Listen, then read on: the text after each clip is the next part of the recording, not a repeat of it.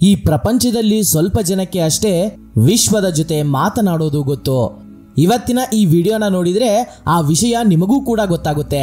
ಇವತ್ತಿನ ಈ ವಿಡಿಯೋದಲ್ಲಿ ವಿಶ್ವದ ಜೊತೆ ಮಾತನಾಡೋದಕ್ಕೆ ಎಂತಹ ಟೆಕ್ನಿಕ್ ನ ಪಾಲಿಸಬೇಕು ಅಂತ ತಿಳಿದುಕೊಳ್ಳೋಣ. ನಿಮಗೂ ಹಾಗೂ ವಿಶ್ವಕ್ಕೆ ಮಧ್ಯೆ ಯಾವುದೇ ಅಡೆತಡೆಯೂ ಇರುವುದಿಲ್ಲ. ನಿಮ್ಮ ಕೋರಿಕೆಗಳು ಬೇಗನೆ ನೆರವೇರುತ್ತವೆ ಕೂಡ. ನೀವು ಏನ್ ಕೇಳಿದ್ರು ಅದು ನಿಮ್ಮ ಸ್ವಂತ ಮಾಡುತ್ತೆ. ನೀವು ಹೇಳೋದು ನಾವು ಕೇಳೋದು ಇದೆಲ್ಲ ಗೊತ್ತಿರೋದೇ ಅಲ್ವಾ ಅಂತ ಅನ್ಸುತ್ತೆ. ಆದ್ರೆ ನಿಮಗೆ ಅದು ಗೊತ್ತಿಲ್ಲ. ಇವಾಗ ಹೇಳೋ ಎಲ್ಲಾ ವಿಷಯವೂ ಕೂಡ ನಿಮಗೆ ಗೊತ್ತಿಲ್ಲ. ಒಂದ್ ವೇಳೆ ಗೊತ್ತಿದ್ರು ಈ ಎಲ್ಲಾ ವಿಷಯಗಳನ್ನು ಒಂದೇ ವಿಷಯವಾಗಿ ನೋಡಬೇಕು ಅನ್ನೋ ವಿಷಯವೂ ಕೂಡ ನಿಮಗೆ ಗೊತ್ತಿಲ್ಲದೆ ಇರಬಹುದು. ಏನು ಕನ್ಫ್ಯೂಷನ್ ಆಗಿ ಇದೆಯಾ? ಯಾಕಂದ್ರೆ ಈ ಬೇರೆ ಬೇರೆ ವಿಷಯಗಳು ಒಂದೇ ಹತ್ರ ಸಿಗೋ ಅವಕಾಶಗಳು ನಿಮಗೆ ಸಿಗೋದಿಲ್ಲ. ಇನ್ನೂ ಕೆಲವು ಜನ ನಿಮಗೆ ಕೆಲವು ವಿಷಯಗಳನ್ನ ಹೇಳಿರಬಹುದು, ಇನ್ನೂ ಕೆಲವು ಜನ ಮತ್ತಷ್ಟು ವಿಷಯವನ್ನ ಹೇಳಬಹುದು. ಅದಕ್ಕೂ ಮುಂಚೆ ಇವೆಲ್ಲ ಸೈಡ್ಗೆ ಇಟ್ಟು ಈ ವಿಶ್ವ ಹೇಗೆ ಕೆಲಸ ಮಾಡುತ್ತೋ ತಿಳಿದುಕೊಳ್ಳೋಣ. ಆಮೇಲೆ ಉಳಿದಿರೋದೆಲ್ಲ ನಿಮಗೆ ಅರ್ಥ ಆಗುತ್ತೆ. ಈ ವಿಶ್ವ ಅಂದ್ರೆ ಏನು, ಈ ವಿಶ್ವದಲ್ಲಿ ಏನಿದೆ. ಕ್ವಾಂಟಮ್ ಫಿಸಿಕ್ಸ್ ಬಗ್ಗೆ ಹೇಳಬೇಕು ಅಂದ್ರೆ ಇದೊಂದು ಎನರ್ಜಿ. ನೀವು ಕೂಡ ಒಂದು ಎನರ್ಜಿ, ಯೂನಿವರ್ಸ್ ಕೂಡ ಒಂದು ಎನರ್ಜಿ. ನೀವು ಈ ವಿಶ್ವದ ಶಕ್ತಿಯಲ್ಲಿ ಒಂದು ಭಾಗವೇ. ಯೂನಿವರ್ಸ್ ನಿಮ್ಮ ತಂದೆ, ನೀವು ಆ ವಿಶ್ವಕ್ಕೆ ಮಗು. ನೀವು ಹಾಗೂ ವಿಶ್ವ ಈ ಎರಡು ಕೂಡ ಒಂದೇನೆ. ಈ ವಿಶ್ವದಲ್ಲಿ ಸಾವಿರ ಲಕ್ಷಗಳ ಪದಾರ್ಥಗಳು ನಮಗೆ ಕಾಣಿಸುತ್ತೆ. ಎಲ್ಲಾ ಕಡೆನೂ ಯಾವುದಾದರೂ ಒಂದು ಶಕ್ತಿ ಕೆಲಸ ಮಾಡ್ತಾನೆ ಇರುತ್ತೆ. ನಾವೆಲ್ಲ ವಿಶ್ವದ ಮಕ್ಕಳೇ. ತಂದೆ ತಾಯಿ ಮಕ್ಕಳಿಗೆ ಹೇಳಿಕೊಡೋ ಹಾಗೆ ಊಟ ಮಾಡಿ, ಮಲ್ಕೊಳ್ಳಿ, ಎದ್ದೇಳಿ ಅಂತಾನೆ ಈ ವಿಶ್ವವೂ ಕೂಡ ಮಾನವನಿಗೆ ಅಂತಹ ಸಿಗ್ನಲ್ಸ್ ನ ಕೊಡ್ತಾ ಇರುತ್ತೆ. ಯೂನಿವರ್ಸ್ ಕೂಡ ಹಾಗೇನೆ ಪ್ರತಿ ವಿಷಯವನ್ನ ಪ್ರತ್ಯಕ್ಷವಾಗಿಯೂ ಪರೋಕ್ಷವಾಗಿಯೂ ಅನೇಕ ವಿಷಯಗಳನ್ನ ಡೈರೆಕ್ಟ್ ಮಾಡ್ತಾ ಇರುತ್ತೆ. ವಿಶ್ವ ಅನೇಕ ವಿಷಯಗಳನ್ನ ಹೇಳುತ್ತೆ.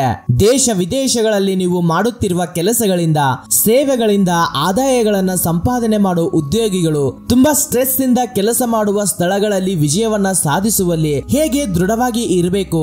ಗೌರ್ಮೆಂಟ್ ಜಾಬ್ ಉದ್ಯೋಗವನ್ನ ಮಾಡುವವರು, ಪ್ರೈವೇಟ್ ರಂಗದಲ್ಲಿ ಉದ್ಯೋಗ ಮಾಡುವವರು, ಆರ್ಥಿಕ ರಂಗದಲ್ಲಿ ಬ್ಯಾಂಕ್ ನಲ್ಲಿ, LIC ನಲ್ಲಿ, ಫೈನಾನ್ಷಿಯಲ್ ಫ್ಯಾಕ್ಟರೀಸ್ ಅಲ್ಲಿ, ರಿಯಲ್ ಎಸ್ಟೇಟ್ ಅಲ್ಲಿ, ಇನ್ನು ಬೇರೆ ಬೇರೆ ಫೀಲ್ಡ್ ಅಲ್ಲಿ ಉದ್ಯೋಗ ಮಾಡುವವರು, ಓನರ್ಸ್ ಹತ್ರ ಕೆಲಸ ಮಾಡುವವರು, ಪ್ರತಿಯೊಬ್ಬರು ಅವರ ಉದ್ಯೋಗದಲ್ಲಿ ಉನ್ನತವನ್ನ ಕೋರಿಕೊಂಡು ವಿಜಯವನ್ನ ಸಾಧಿಸಬೇಕು ಅಂದ್ರೆ ಏನ್ ಮಾಡಬೇಕು? ಈ ಸಿದ್ಧಾಂತವು ಪ್ರತಿದಿನ ಪ್ರತಿಕ್ಷಣ ನಮ್ಮ ಜೀವನದಲ್ಲಿ ಕೆಲಸ ಮಾಡ್ತಾನೆ ಇರುತ್ತೆ.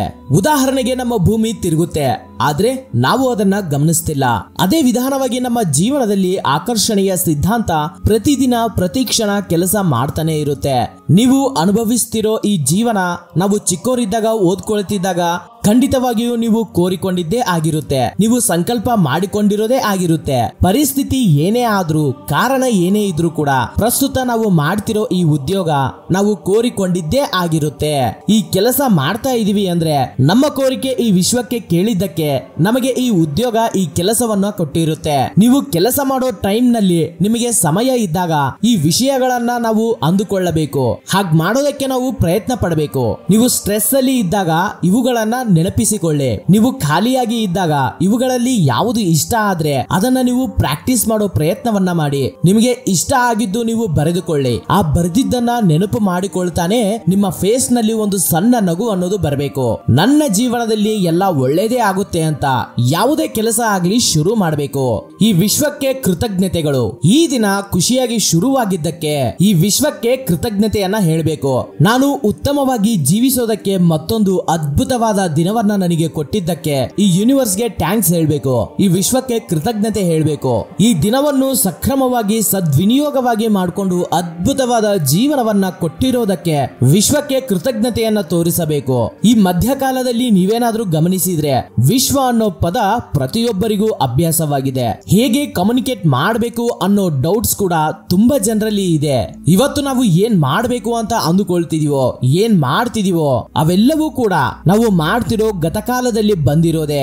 ಗತ ಜನ್ಮದಲ್ಲಿ ಮಾಡಿದ ಕೆಲಸದ ಆಧಾರದ ಮೇಲೆ ಇವತ್ತು ಈ ಜನ್ಮದಲ್ಲಿ ನಾವು ಮಾಡ್ತಿರೋ ಈ ಕೆಲಸಗಳು. ಇದಕ್ಕೆಲ್ಲ ಯಾರೋ ಒಬ್ರು ನಿರ್ದೇಶ ಮಾಡ್ತಾನೆ ಇರ್ತಾರೆ. ಇವಾಗ ನೀವು ಮಾಡ್ತಿರೋ ಕೆಲಸಗಳು ನೀವೇ ಆಯ್ಕೆ ಮಾಡ್ಕೊಂಡು ಮಾಡ್ತಿದೀವಿ ಅಂತ ಅಂದುಕೊಳ್ತಿದ್ದೀರಾ.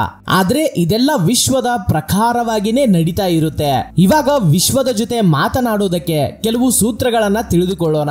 ವಿಶ್ವದ ಜೊತೆ, ಎಲ್ಲಾ ದೇವರ ಜೊತೆ ಮಾತನಾಡೋದಕ್ಕೆ ಬೆಳಿಗ್ಗೆ 3 ಗಂಟೆಗೆ 4 ಗಂಟೆಗೆ ಇಲ್ಲಾಂದ್ರೆ 5 ಗಂಟೆಯೊಳಗಡೆನೆ ನೀವು ನಿದ್ದೆಯಿಂದ ಎದ್ದೇಳಲೇಬೇಕು. ಇದನ್ನ ಬ್ರಹ್ಮ ಮುಹೂರ್ತ ಅಂತ ಅಂತಾರೆ. ಈ ಸಮಯದಲ್ಲಿ ನೆಗೆಟಿವ್ ಥಾಟ್ಸ್ ಎಲ್ಲಾನು ಮಲಗಿರುತ್ತೆ.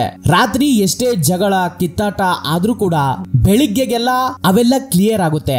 ಸಾತ್ವಿಕ ಶಕ್ತಿಗಳು ಮಾತ್ರವೇ ಆ ಸಮಯದಲ್ಲಿ ಎಚ್ಚರವಿರುತ್ತೆ. ನೀವು ಒಂದು ಪವರ್ ಜೊತೆ ಮಾತನಾಡಬೇಕು ಅಂತ ಅನ್ಕೊಂಡ್ರೆ, ನಿಮ್ಮ ಕೋರಿಕೆಗಳೆಲ್ಲ ಬೇಗನೆ ನೆರವೇರಿಸ್ಕೋಬೇಕು ಅಂದ್ರೆ ಬೆಳಿಗ್ಗೆ ಬೇಗನೆ ಎದ್ದೇಳಿ. ತಿಂಗಳಲ್ಲಿ 30 ದಿನ ಎದ್ದೇಳೋದಕ್ಕೆ ಆಗೋದಿಲ್ಲ ಅಂದ್ರೆ ಕನಿಷ್ಠ 17 ದಿನವಾದ್ರೂ ಬೆಳಿಗ್ಗೆ ಬೇಗನೆ ಎದ್ದೇಳೋದಕ್ಕೆ ಪ್ರಯತ್ನ ಮಾಡಿ. ಉಳಿದಿರುವ 15 ದಿನ ನಿಮ್ಮ ಸ್ಕೆಡ್ಯೂಲ್ ಅಲ್ಲಿ ನಿಮಗೆ ಸಹಕಾರ ಮಾಡದೇ ಇದ್ರೆ ಬಿಟ್ಟು ಬಿಡಿ. ಆದ್ರೆ ಆ ದಿನಗಳಲ್ಲಿಯೂ ಕೂಡ ಸ್ವಲ್ಪ ಲೇಟ್ ಆದ್ರೂ ಬೆಳಿಗ್ಗೆ ಬೇಗನೆ ಎದ್ದೇಳಬೇಕು. ಬೆಳಿಗ್ಗೆನೆ ಎದ್ದೇಳೋದ್ರಿಂದ ನಿಮ್ಮನ್ನು ಗೊತ್ತಿಲ್ಲದೆ ಇರೋ ಪವರ್ ಗೆ ಕನೆಕ್ಟ್ ಮಾಡುತ್ತೆ. ಇದೆಲ್ಲ ಯಾಕೆ ಅಂದ್ರೆ ನಮಗೆ ಎಷ್ಟು ಆಲೋಚನೆ ಇದೆಯೋ ಅಷ್ಟು ಮಾತ್ರನೇ ನಾವು ಕೇಳ್ತೀವಿ. ಅದರಲ್ಲಿ ನಮಗೆ ಸ್ವಲ್ಪನೇ ಬರುತ್ತೆ ಅಂತ ಅನ್ಕೊಂಡ್ರೆ, ನಿಜವಾಗಿಯೂ ನೀವು ಕೋರಿಕೊಳ್ಬೇಕು ಅನ್ಕೊಂಡ್ರೆ ಮನಸ್ಫೂರ್ತಿಯಾಗಿ ಕೇಳಿ, ವಿಶ್ವಕ್ಕೆ ಕೇಳಿ, ವಿಶ್ವಕ್ಕೆ ಡಿಮ್ಯಾಂಡ್ ಮಾಡಿ, ವಿಶ್ವದ ಜೊತೆ ಪ್ರೀತಿಯಿಂದ ಮಾತನಾಡಿ. ನೀವು ಇದನ್ನ ವಿಶ್ವ ಅಂತ ಕರಿಬಹುದು, ದೇವರು ಅಂತ ಕರಿಬಹುದು, ಪರಮಾತ್ಮ ಅಂತ ಅನ್ಬಹುದು, ಶಕ್ತಿ ಅಂತಾನು ಕರಿಬಹುದು. ನಿಮ್ಗೆ ಹೇಗೆ ಅನ್ಸುತ್ತೋ ಹಾಗೆ ಕರಿಬಹುದು. ಆದ್ರೆ ಯೂನಿವರ್ಸ್ ಅನ್ನೋದು ಮಾತ್ರ ನಾವು ಹೇಳೋ ಪ್ರತಿ ಮಾತು, ನಾವು ಅಂದುಕೊಳ್ಳೋ ಪ್ರತಿ ಕೋರಿಕೆಯನ್ನ ಕೇಳುತ್ತೆ. ನನಗೆ ಇದು ಬೇಕು ಅಂತ ಕೇಳಿ. ನನಗೆ 5 ಕೋಟಿ ಬೇಕು, ನನಗೆ 1 ಕೋಟಿ ಬೇಕು, ನಾನು 5 ಕೋಟಿ ಕೇಳಿದ್ರೆ ನನಗೆ 5 ಕೋಟಿ ಸಿಗುತ್ತಾ ಅಂತ ಸಂದೇಹ ಪಡಬೇಡಿ. ನಿಮಗೆ ಇರೋ ಅಧಿಕಾರವೆಲ್ಲ ವಿಶ್ವದ ಜೊತೆ ಮಾತನಾಡೋದೆ. ಆದ್ರೆ ವಿಶ್ವವನ್ನು ಒತ್ತಾಯ ಮಾಡಬೇಡಿ. ಇಂತಹ ದಿನ ಬೇಕು ಅಂತ ಡಿಮ್ಯಾಂಡ್ ಮಾಡಬೇಡಿ. ಮನಸ್ಫೂರ್ತಿಯಾಗಿ ಕೇಳಿದ್ರೆ ಇವತ್ತಲ್ಲ ನಾಳೆ ಅಂದ್ರೂ ಬಂದೇ ಬರುತ್ತೆ. ಹಾಗೇನೆ ವಿಶ್ವಕ್ಕೆ ಕೂಡ ಯಾವಾಗ ಕೊಡ್ಬೇಕು, ಎಷ್ಟು ಕೊಡ್ಬೇಕು ಅನ್ನೋದು ಗೊತ್ತಿರುತ್ತೆ.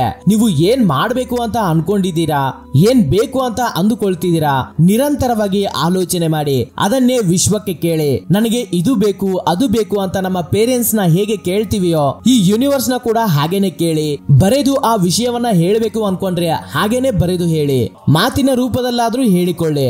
ಇದೆಲ್ಲ ನಿಮಗೆ ನೀವು ಮಾಡ್ಕೊಳ್ಳೋ ಕೆಲಸ.